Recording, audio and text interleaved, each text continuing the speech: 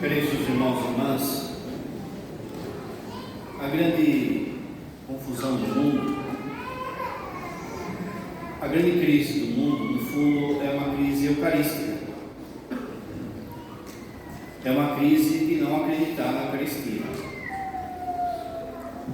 Porque veja só, se existe algo, alguma coisa, que ela, pelas palavras de um padre, se transforma em Deus, vou repetir, se essa coisa, ela se transforma na pessoa de Deus, então se a gente acreditasse, a gente teria que estar aos pés disso. Mas não só nós, todas as pessoas. A crise dentro e fora da igreja é uma crise eucarística. As pessoas, elas têm tratado, pode ser falar isso, têm tratado a Eucaristia como se fosse um pãozinho bento, um pãozinho abençoado. E não repare, não preste atenção naquilo que o próprio Jesus disse: isto é o meu corpo, isto é o meu sangue. Não é símbolo, não é ilusão, não é conversinha, não depende da resposta da pessoa, depende simplesmente das palavras do Padre, que ali então transforma o pão e o vinho, o corpo e sangue de Cristo vivos. Essa desgraça de não acreditar na Eucaristia, ela já começa já no tempo de Jesus. No tempo de Jesus, muitos se escandalizaram com a Eucaristia. Um deles foi um apóstolo. No capítulo 6 de São João, Jesus faz um longo discurso eucarístico, e ali ele diz que é necessário, para ter a vida eterna, para viver com Ele eternamente, é preciso comer da sua carne e beber do seu sangue. Jesus tinha acabado de multiplicar os pães. Como a gente sabe pelo relato, só de homens havia 5.000. Uma multidão seguia Jesus. Com esse discurso, Jesus perdeu adeptos. Muitos escandalizaram e foram embora. O que então a gente tem que comer da sua carne? Tem que beber o seu sangue. Vamos embora, essa palavra é muito dura. Jesus, ele não está preocupado em ir embora. Ele está preocupado com a verdade. Jesus poderia ter falado: gente, espera aí, não precisa ir embora, é só um símbolo. Espera aí, gente, não precisa ir embora, basta que você leia a minha palavra, que você decore meus versículos, basta que você seja uma pessoa boa. Não foi isso que Jesus falou. Jesus deixou que eles fossem embora. Eles se escandalizaram com isso. E Jesus não teve medo de perdê-los por causa da Eucaristia, da loucura que é, loucura de amor que é a Eucaristia. E aquela multidão foi embora. E Jesus, então, em vez de trazê-los de volta, adocicando o discurso, consertando o discurso, fazendo um discurso assim mais apropriado para o homem da época, para o homem moderno, para o homem, seja que tempo que seja, Jesus questiona os apóstolos. Jesus vê que só sobrou os apóstolos. E o questionamento é: essa palavra também é muito dura para vocês? Se vocês estão achando essa palavra muito dura, a hora de ir embora é agora. Pega a sua malinha e vaze, porque a palavra é essa: quem, para viver comigo eternamente, precisa comer da minha carne e beber do meu sangue. São Pedro responde por eles: a quem iremos, Senhor? Só tu tens a palavra de vida eterna. Mas às vezes a gente esquece como que continua esse texto. Jesus olha para Pedro, confirma essa palavra, mas ele diz assim: muito bem, é isso mesmo. Mas deixa eu dizer que um dentre vós é um diabo. Um dentre vós não acredita nisso. Isso acontece 1 ano antes da crucificação de Jesus. O que foi o ponto final, derradeiro, para Judas decidir a abandonar Jesus foi a Eucaristia. Daquele dia até 1 ano adiante, Judas não tem coragem, que é um fraco, não tem coragem nem mesmo de se mostrar.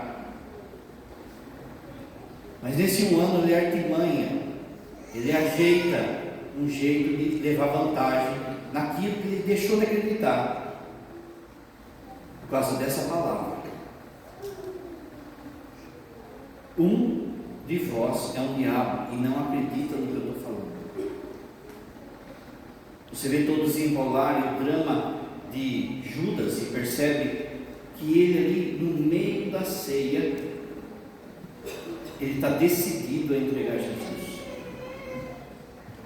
Há um debate na teologia para ver se Judas comungou de fato. Se ele chegou a comungar,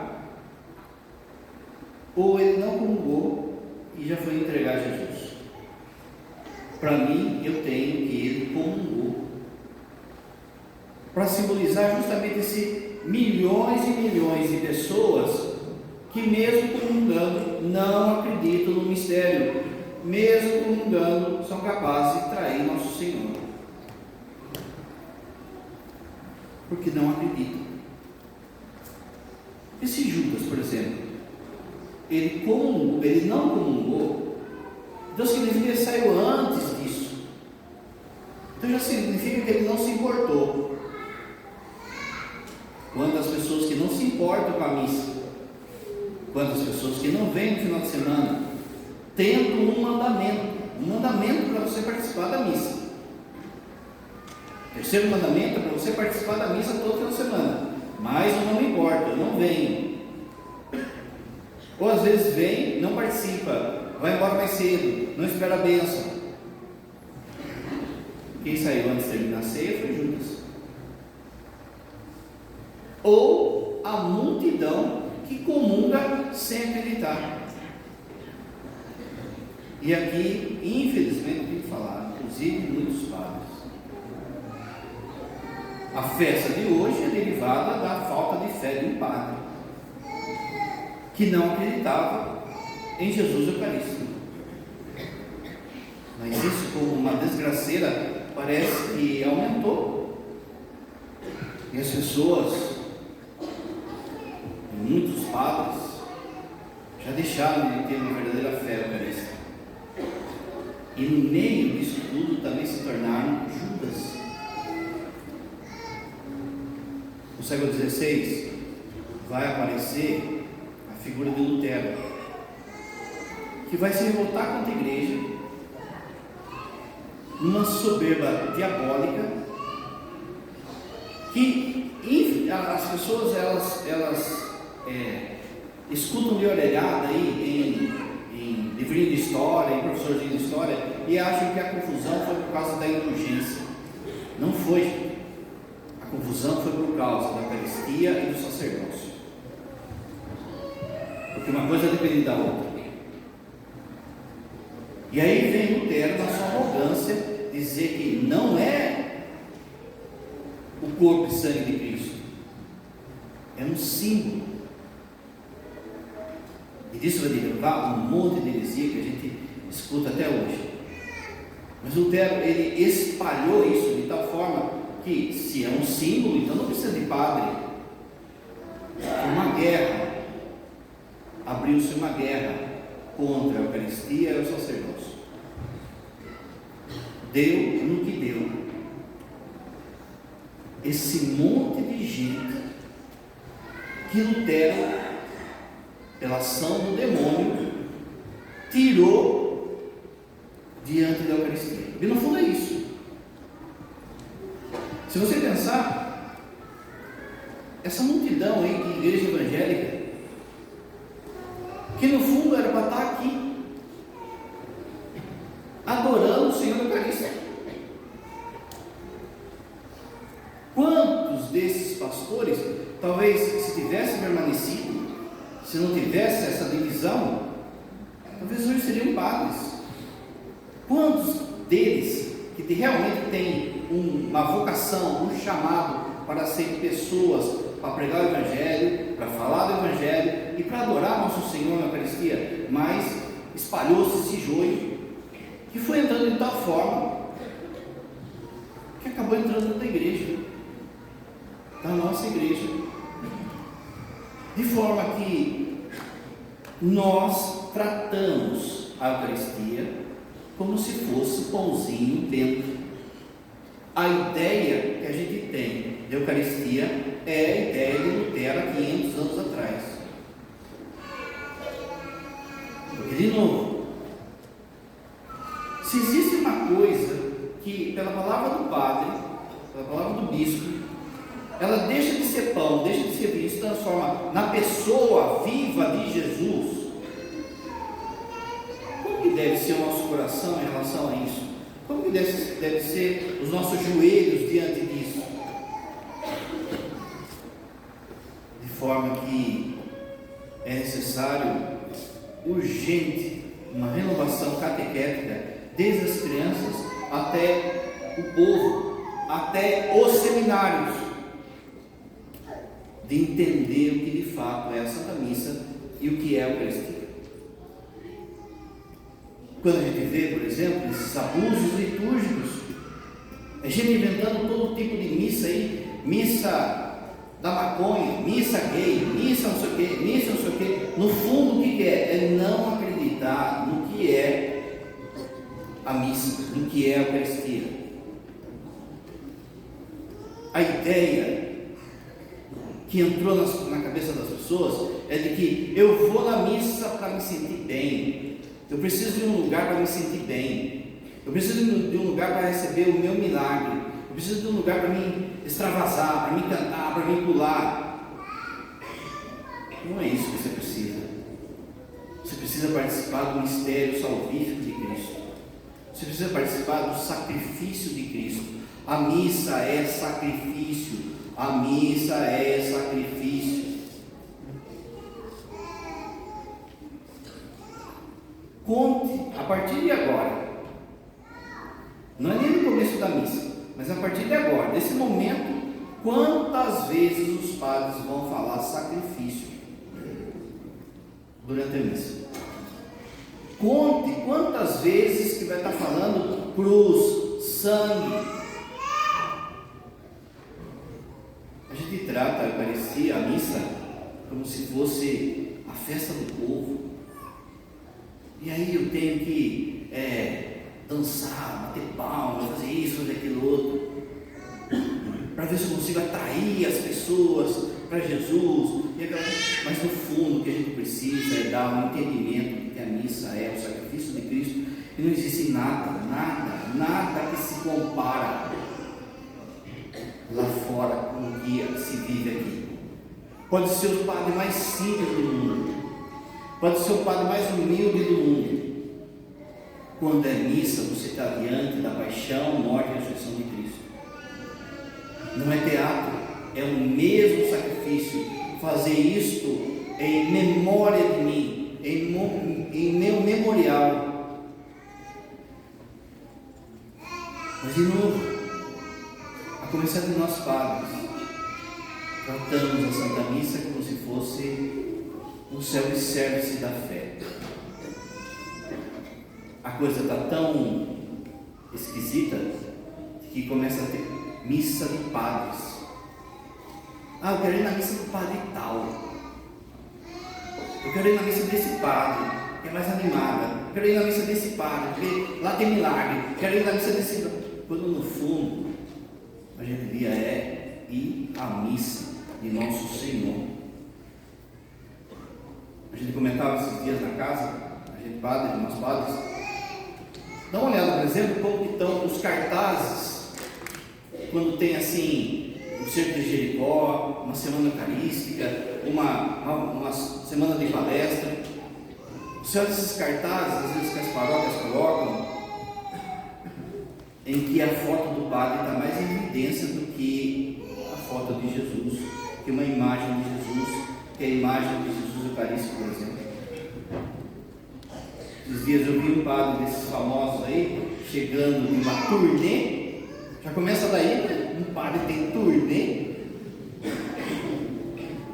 Alguém vai falar hoje? Com um ônibus imenso, com uma foto dele no ônibus e nenhuma menção a Jesus. E aquela multidão que vai atrás de Jesus, não vai atrás do cantor, do poeta, do escritor, do sei o que mais. Mas até que ponto, então, eu tenho uma fé eucarística se a minha vida como padre não aponta para a missa, não aponta para Jesus Eucarístico? Eu só tenho uma missão nessa paróquia: fazer vocês entenderem e amarem a missa e a Eucaristia. Se eu for embora e eu não conseguir fazer isso, eu falei com o padre. É preciso que ele cresça e eu diminua. Como é que ele cresce e eu diminuo? Eu diminuo cada vez mais celebrando a missa da Santa Igreja, não inventando a missa do Padre Enéas, a missa do Padre João, do Padre de Sandro, a missa de Nosso Senhor. Ele precisa aparecer, ele precisa ser amado, porque ele é fonte de graça. Agora a gente tem uma outra parte. Vocês, enquanto povo, também precisam acreditar nisso. E acreditar de verdade, porque se a Eucaristia é fonte de graça, abre o seu livro que o padre vai falar. Você consegue tudo o que você precisa pela Eucaristia. O negócio é que a gente não acredita. O negócio, de novo, que a gente trata a Eucaristia não como Deus, não como uma pessoa de Jesus, mas como um simples pãozinho bento, que vai que naquele dia me sorteia para dar uma graça para mim. Aquele dia eu fui contemplado e ganhei uma graça. É assim que a gente trata. Quando em cada missa você pode receber tudo o que você quiser. Você vai lembrar daquela mulher que, enquanto Jesus ia com Jairo até a casa de Jairo, onde a filha dele tinha morrido, você vai lembrar que havia uma multidão também seguindo Jesus, e todo mundo estava encostando em Jesus, e Jesus estava apertado ali. Mas de repente Jesus fala assim: alguém me tocou. Só para falar, como assim, besta? Não é perto que está que nem aqui, sabe? Olha o aperto que está, como assim alguém me tocou? Alguém me tocou. E de fato, uma mulher com hemorragia tinha tocado no manto de Jesus. No manto de Jesus ela foi curada. Se ela que tocou no manto de Jesus foi curada, imagine você que recebe Jesus vivo na sua mão, na sua boca, no seu coração. Não existe coisa que você não consiga que não venha da Eucaristia. Não existe. O problema é que a gente só esbarra em Jesus, a gente não toca nele de verdade. Quantas pessoas que comungam a cada domingo, a cada dia, de qualquer jeito, esbarrando só em Jesus. É Deus. Eucaristia é o Filho de Deus. Aí vem alguém com uma promessa de: olha, venha para cá, que aqui você vai receber prosperidade, milagres, libertação, e vai lá aquele bandão embora, abandonando a Eucaristia. Aí vai a pessoa que fica rezando para que Deus dê um relacionamento. Ah, Jesus, me dá uma namorada, me dá um namorado. E Jesus concede. E qual é a primeira coisa que a pessoa faz? Larga a Eucaristia, vai embora. Vai embora por causa do pecado, começa a viver uma vida de pecado, ou simplesmente vai embora. Não tem tempo mais para Jesus. É um trabalho, é um relacionamento, é uma enfermidade, qualquer coisinha, a gente já está lá abandonando a Eucaristia, abandonando Jesus Eucarístico. Então, não é Deus na nossa vida. Domingo o padre falava: se tem algo que impede você de adorar Jesus Eucarístico, então esse algo é seu Deus. Se tem algo na sua vida que está travando você de comungar, de adorar, então isso é um ídolo no seu coração. Ele está competindo com Deus na sua vida. Se eu quero graça, é a Eucaristia que eu tenho. Primeira coisa, a graça da luta espiritual. O demônio quer te derrubar, o demônio tem raiva de você, o demônio tem raiva da sua família. É uma ingenuidade, é uma ilusão você achar que você segura a bronca sozinho. Quando você não está na vida eucarística, a sua casa está desprotegida. É uma casa aberta. E você não tem força para lutar contra o inimigo. De forma que basta que o demônio de repente arme uma cilada para você. Basta que uma pessoa má faça algo contra você espiritualmente. A casa está aberta, não tem proteção, vai apanhar. Mas presta atenção. E aqui vale também para tanta ingenuidade que a gente vê às vezes na fala do nosso povo, que mostra que não acredita de fato no que é a Eucaristia. Mas se você estiver na graça e estiver comungando, você não tem que ter medo de nada. Se você estiver na graça, estiver comungando, é um demônio que tem medo de você. Às vezes vem a pessoa no atendimento e fala assim: padre, olha só, acho que fizeram um trabalho para mim, fizeram isso, aquilo, outro contra mim, porque eu não consigo, minha vida não deslancha, porque eu estou enfermo, não arrumo um serviço, não arrumo um relacionamento, e tal coisa. E tem uma mulher lá no serviço que ela não é muito boa, e daí ela fica olhando torto para mim, e isso, a mulher é mesmo, ele acha que está, né? Eu acho que ela fez uma maldição para mim, jogou uma maldição. Abra seu ouvido, o padre vai falar. Se você estiver comungando, não tem que ter medo. O demônio só tem poder sobre a sua vida se você der. Ele tem medo de você quando você comunga. Acabou de sair um filme chamado Fários, que fala de uma possessão de uma pessoa que está no presídio. E aí tem lá um diálogo com um psiquiatra que não acredita. Mas naquele diálogo ele lembra que ali naquele presídio tem um padre que atende os presidiários. Então ele manda chamar o padre. Quando o padre entra ali para conversar e o possesso vê o padre, ele fica transtornado de medo.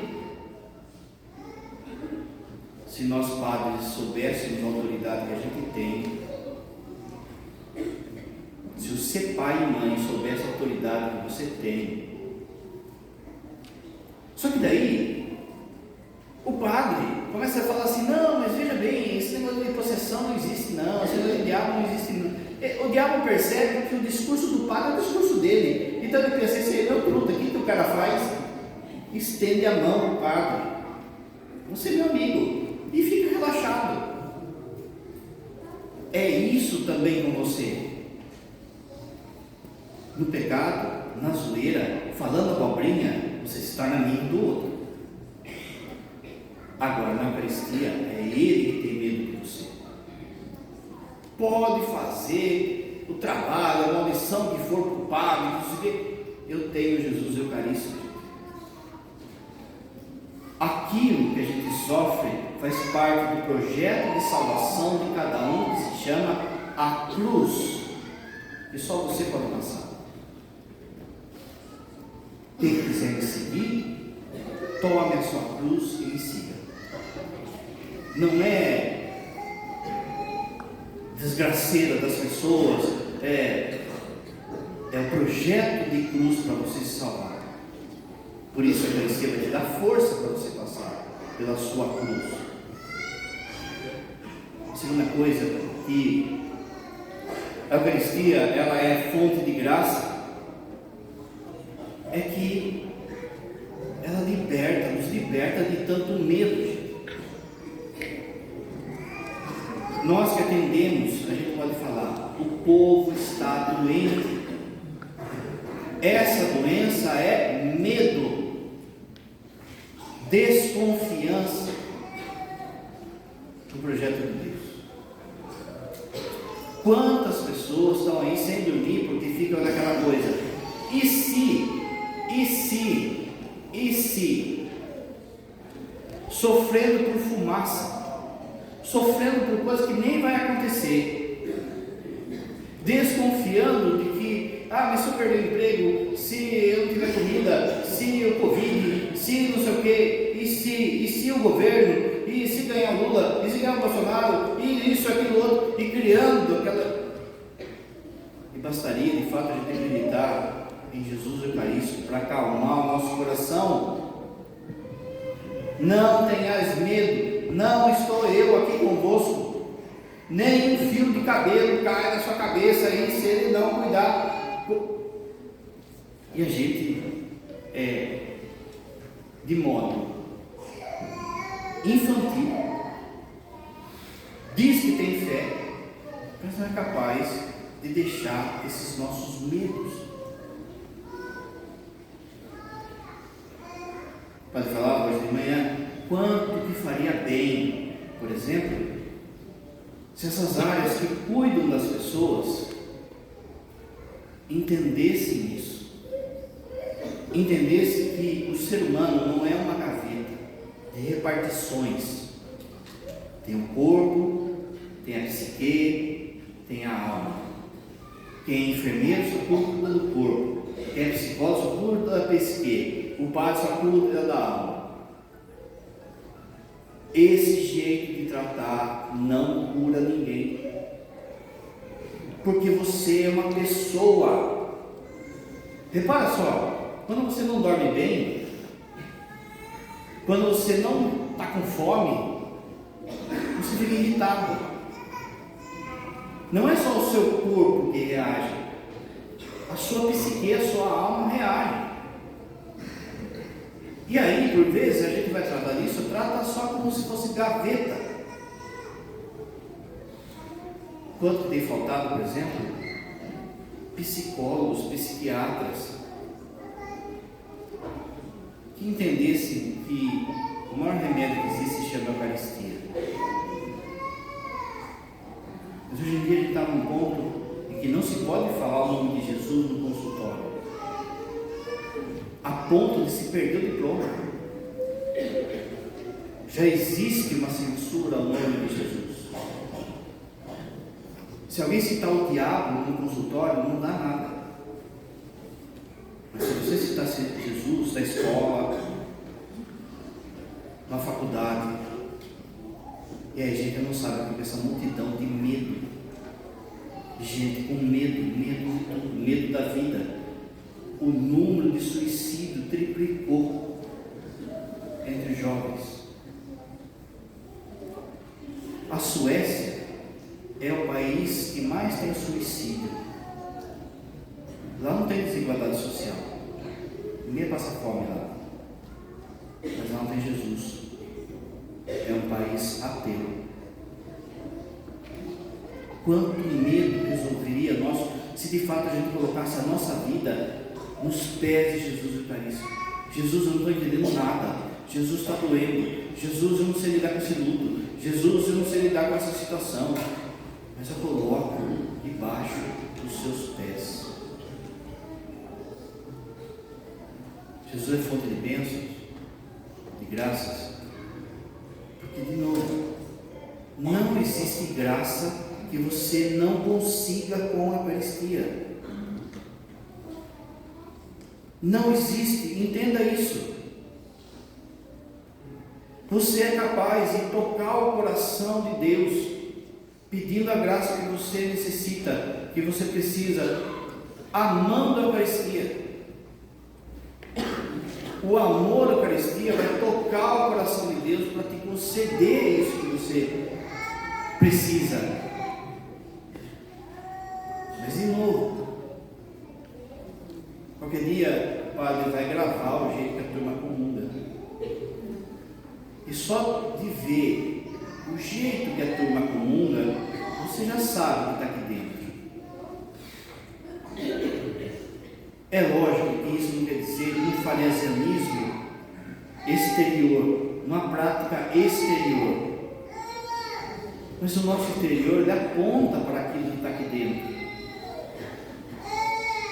O Padre Pio falava: veja como um padre celebra a missa e você vai saber como ele é. Vou repetir: não é prática exterior, não é simplesmente farisaísmo, rubricismo, mas o jeito, por exemplo, que se toca na Eucaristia, um padre toca na Eucaristia, que o padre levanta a hóstia, que o padre apresenta a hóstia, que o padre comunga. Aquilo já fala daquilo que ele acredita. Aí você olha às vezes pelo povo, olha o povo, e de novo o povo trata a Eucaristia como se fosse bolacha,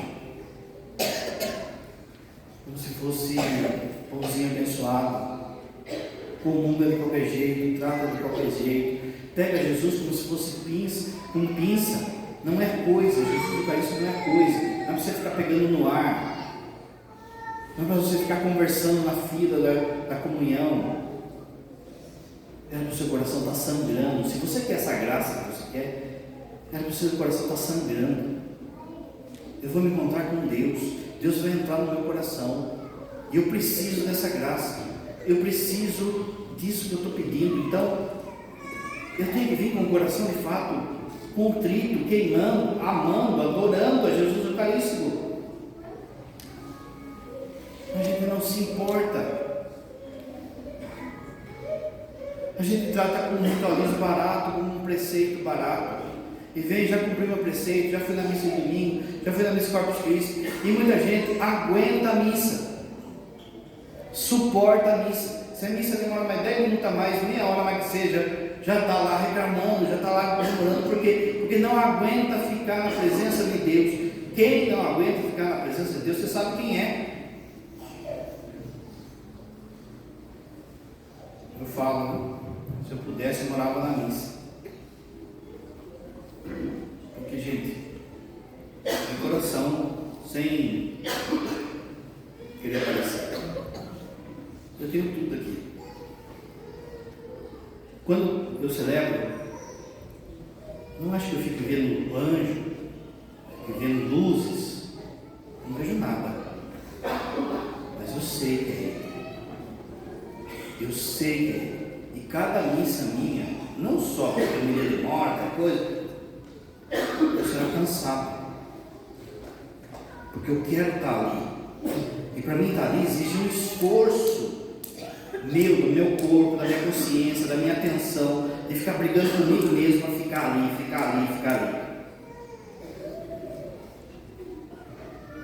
E assim deve ser em cada missa nossa. A quarta coisa que Jesus é fonte de graça é a família. Você quer de verdade converter a sua família? Vai para a Eucaristia. Às vezes a pessoa vem, padre, o que eu devo fazer para converter minha família? Fala aí uma oração forte, né? Uma oração forte. Né?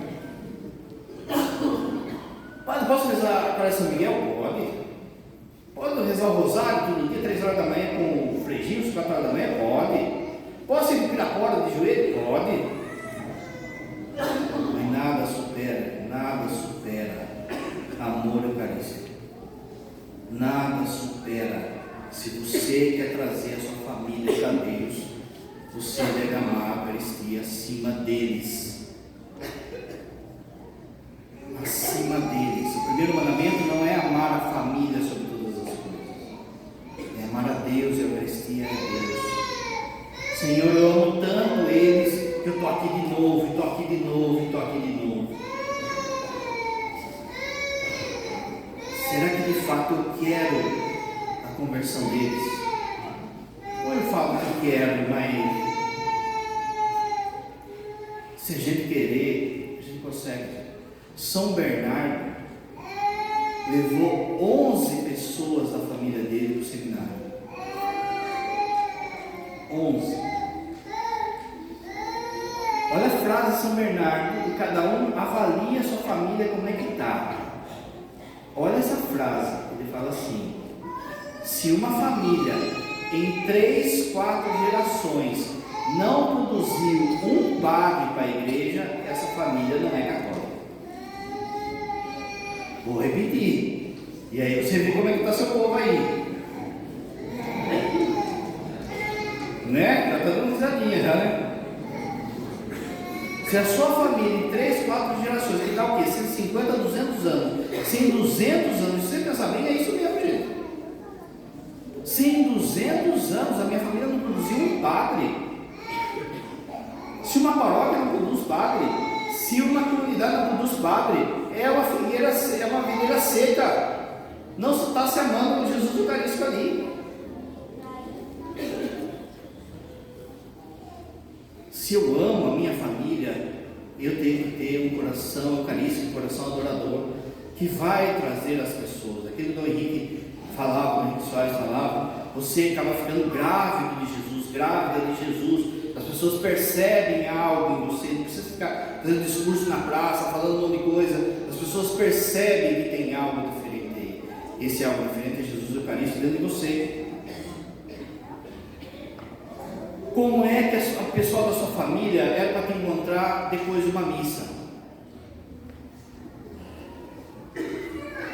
Quantas vezes você voltou para casa e encontrou com aquelas pessoas que não vieram na missa, que falaram isso para você? Nem parece que estava na missa. O que está saindo daqui, gente, do nosso peito? Eu amo de fato a minha família? Então, Jesus Eucarístico, a resposta. Por último, Jesus é fonte de graça na Eucaristia, porque é Ele. Entende isso? Porque é Ele. Não é símbolo, não é pãozinho, é Ele. E só do fato de você ter Ele, já era para você bambear as pernas, já era para você tremer, palpitar o seu coração. Quando a gente reza as orações eucarísticas, e tem uma especial que está aparecendo 2, você vai lembrar que a gente agradece por Ele nos ter feitos dignos de estarmos aqui. Ninguém é digno, ninguém é digno. Nós não somos dignos de ser padre, ninguém é digno de ser ministro, ninguém é digno de cantar na missa, de ler na missa, ninguém é digno de estar aqui. É a bondade dele. Porque Ele quer estar conosco, Ele quer estar conosco, Ele te ama tanto que Ele quer estar com você.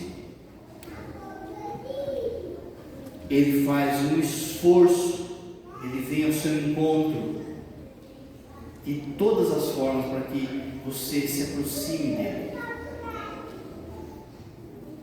Eu sempre falo, né? Você sabia que São Francisco de Assis, ele não se achou digno de ser padre. Mas não é uma falsa humildade aqui, sabe? Aquela coisa que você chama alguém para ser coordenador, a pessoa, não sou digno, mas no fundo ela não quer trabalhar. Por que São Francisco de Assis não se achou digno? São Francisco sabia o que era a missa. Deus, na sua bondade, usou da minha ignorância, da ignorância do João, do Edissandro, usou da nossa ignorância para nos fazer padres. Porque se a gente soubesse de fato o que era, a gente não tinha coragem de pedir isso. Mas a minha forma, desde o momento que o Senhor te chama, por exemplo, a ser ministro da Eucaristia. Ministro da Eucaristia, gente, não é uma pastoral. É cuidar de nosso Senhor. Como é doído no coração nosso de padre quando a gente vê ministro relaxado. Ministro que não é adorador. Ele é só um entregador de hóstia. Que triste é isso. Não conhece a missa, não sabe a missa. Quer ver? É só pegar um ministro dentro da cola do falso, você já vê. Fica todo perdido, o que eu faço agora? Toca a sineta, pega o missal, isso aqui. Eu fico pensando assim, será que eu não participo da missa? Acho que está chegando a missa hoje, né?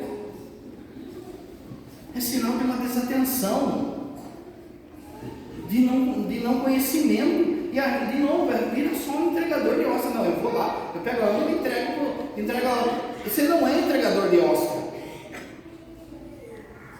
Pensa, você é ministro da Eucaristia. Olha a responsabilidade. Olha a graça que o Senhor te deu. O Senhor te chamou para estar perto dele. O quanto que é doído aí, os acordes também, né? Aí fica preocupado com tudo quanto é coisa. É carvão, incenso, sineta, não sei o quê. E aí você pergunta assim, qual foi a primeira leitura de hoje?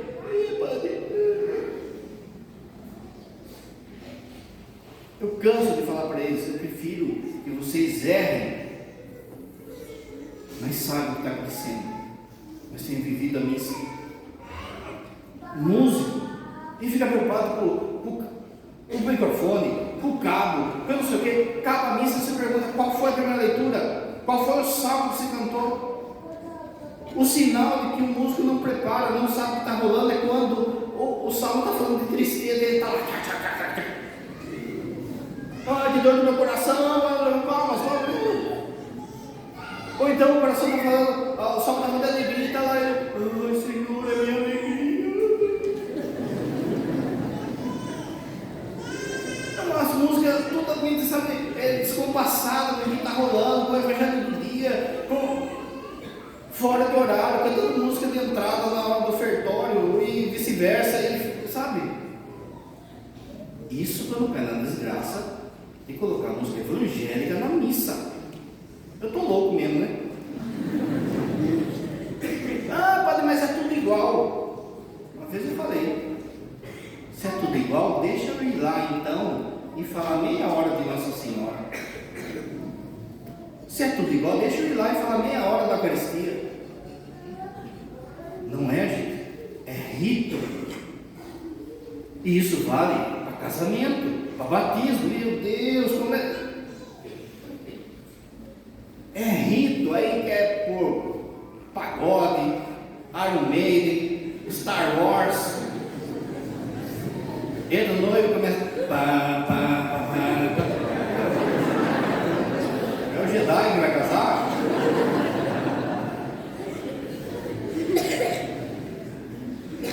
Se tudo envolve a Eucaristia, olha como a gente trata, gente. O respeito que a gente deve ter na missa, no silêncio. Quanto que a gente tem que ficar falando? Aqui nessa paróquia é um problema. Silêncio antes da missa, silêncio antes da missa. Estão todos combinados com um praquinho lá. Silêncio antes da missa. A gente vai estar perto dele. A gente é chamado para estar perto, como se fosse uma fogueira. Ele te chama para estar perto. Para terminar, pensa assim, se o padre falasse assim, ó, daqui meia hora, Jesus vai chegar aí, e ele vai falar um por um. Você vai entrar ali, ó, naquela salinha, vai entrar ali, e você vai ter 20 minutos, só você e Jesus. Você já pensou o que você ia fazer? Você ia abraçar Jesus, ia chorar, ia pedir, ia se alegrar, não era assim. Mas você tem esse tempo, você tem isso quando você comunga, é só você e Ele, é só você e Ele, tudo que você precisa, a gente alcança pela Eucaristia. Creio em Deus Pai.